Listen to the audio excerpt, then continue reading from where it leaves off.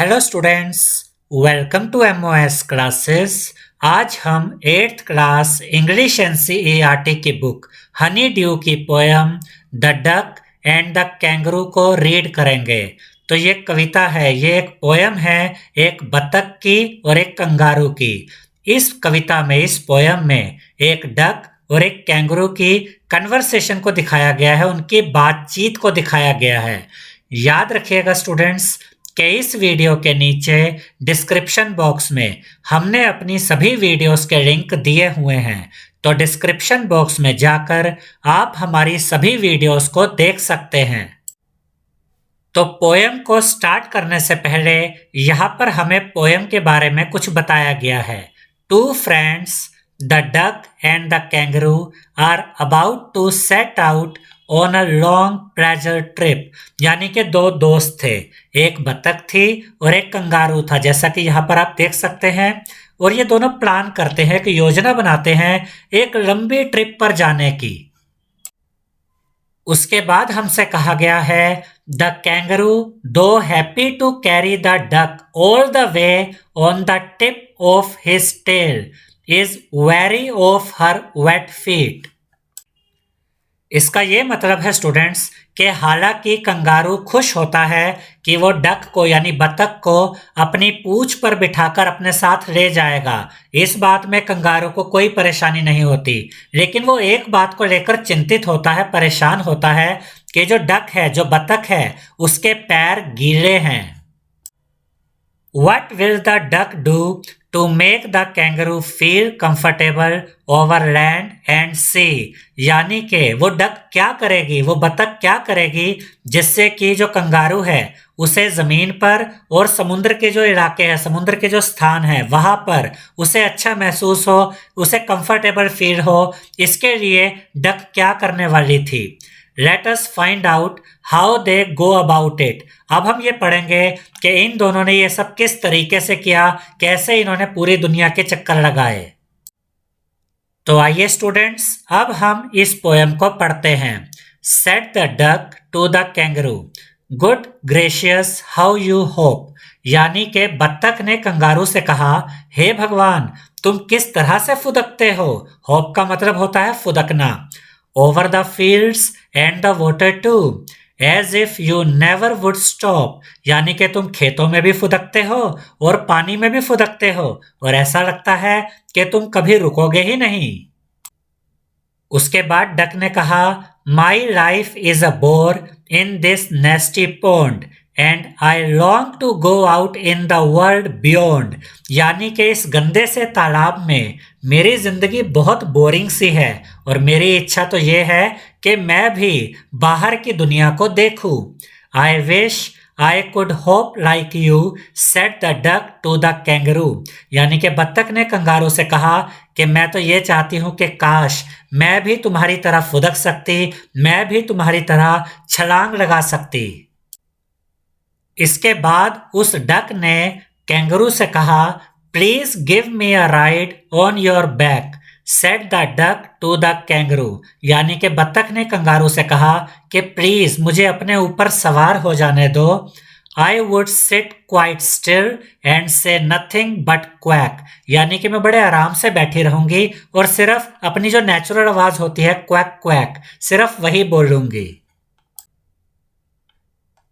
The whole of the long day through, यानी कि मैं पूरा दिन सिर्फ क्वैक क्वैक अपनी नेचुरल आवाज निकालती रहूंगी। And we would go to the Dee and the Jelly Bo Lee over the land and over the C.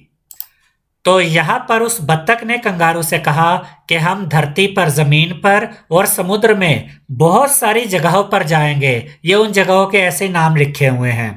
Please take me on a ride और do, said the duck to the kangaroo. अरे अब मान भी जाओ, ये उस बत्तख ने कंगारू से कहा। उसके बाद लिखा है said the kangaroo to the duck, यानी कि कंगारू ने बत्तख से कहा, this requires a little reflection. Reflection का यहाँ पर मतलब है सोच विचार। यानी इस बात पर, ये जो तुम कह रही हो कि हम घूमने चले, तुम मेरे ऊपर बैठकर जाओगी, इस बात पर हम सोच विचार करते हैं। Perhaps on the whole it might bring me luck. चलो हो सकता है कि शायद इसी वजह से मेरी जिंदगी में कुछ खुशहाली आ जाए। And there seems but one objection, लेकिन एक ही दिक्कत है, एक ही परेशानी है। विच इज, और वो परेशानी ये है, if you will let me speak so bold, कि मैं तुम्हें साफ साफ बता देना चाहता हूं। Your feet are unpleasantly wet and cold, कि तुम्हारे जो पैर हैं वो बहुत ही गीले हैं और बहुत ठंडे हैं।